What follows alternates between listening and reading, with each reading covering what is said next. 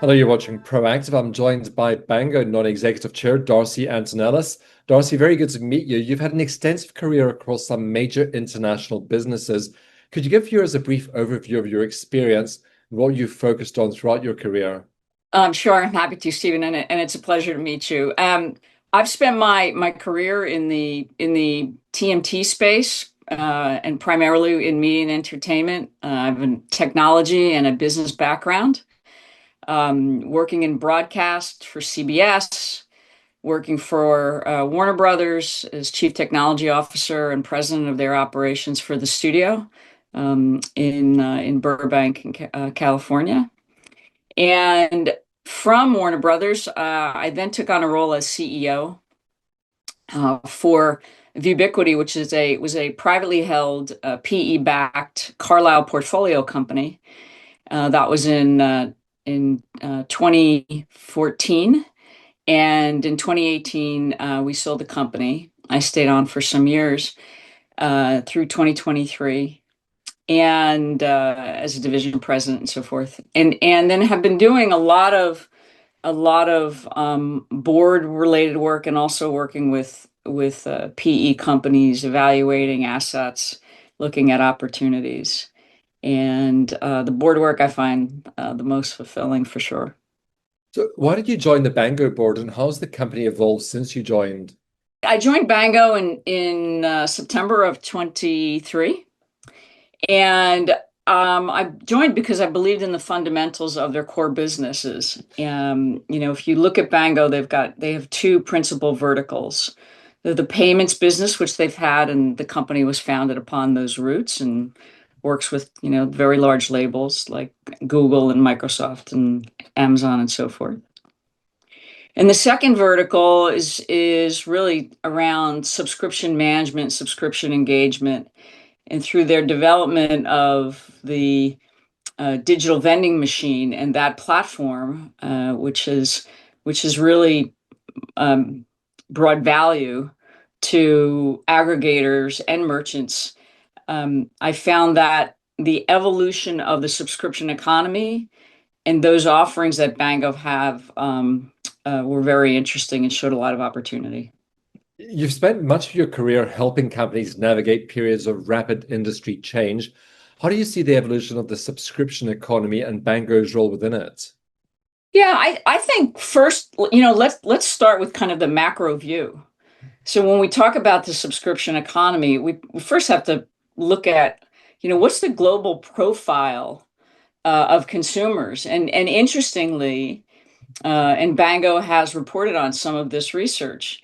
Over 80% of the world's population is under 55. And so if you start with that data point and then you look below it at the behaviors of, for example, Gen Zers, they are high spenders, very interested in engagement and in experiences, which is fantastic and a great opportunity. But at the same time, merchants, brands, aggregators need to figure out how to engage with them, whether through loyalty or whether through bundling of different services and so forth. And so Bango's evolution is highly correlated to those trends. Looking at Bango through the lens of your experience in larger US corporates, what stands out to you about the scale of the opportunity the company is addressing? I again look at the fundamentals through that lens. Bango's first focus was in the telco and has been in the telco arena, and starting with the American market. I mean, they've captured relationships with almost all of the majors, and Verizon's a great example of, and they've publicly talked about, the value of being able to maintain that relationship with their mobile subscribers through different offerings and loyalty advantages. And so, through the lens of a large corporation that's looking for maintaining and capturing new customers and maintaining customers, I think those goals are well aligned. Darcy, having operated at board and executive level within large US public companies, what governance standards and leadership practices are you looking to bring to Bango? I think first and foremost, we have a responsibility to our investors, to our stakeholders, around governance, good hygiene, clarity in financial reporting. And candidly, you've seen that in the latest trading update, right? Where the businesses have been clearly separated, making it easier to understand the lines of revenue. So I start there. The other pieces are, what does the management team need? And is there good alignment around the strategy for the company?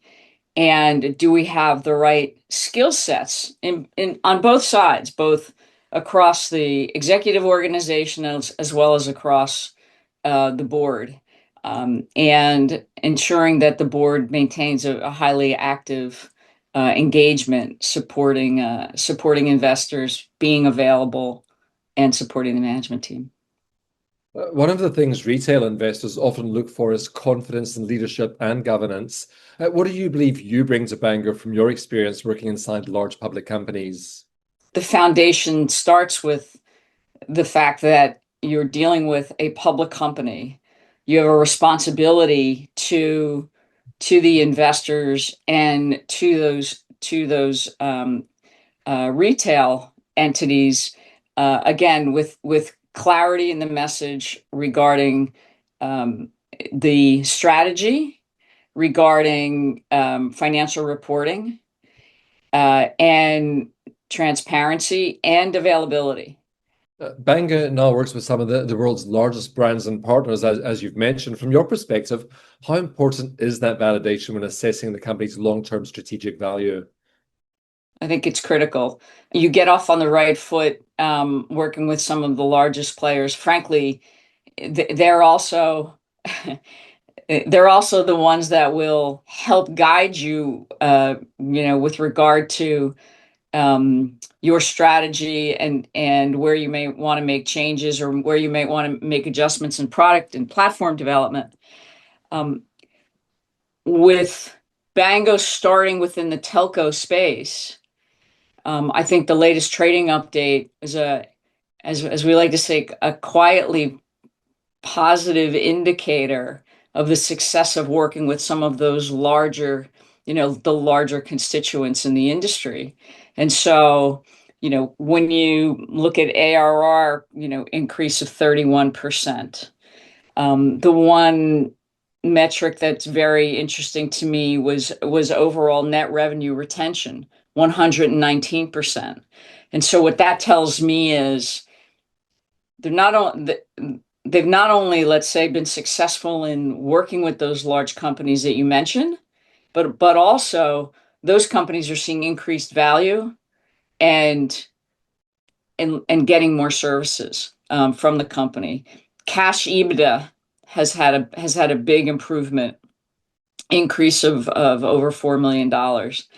And while the payments business, is slightly down to, flat to slightly down, it throws off cash.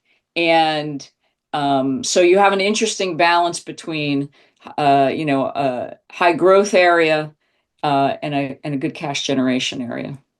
Do you think the UK market fully appreciates the strategic position Bango's built?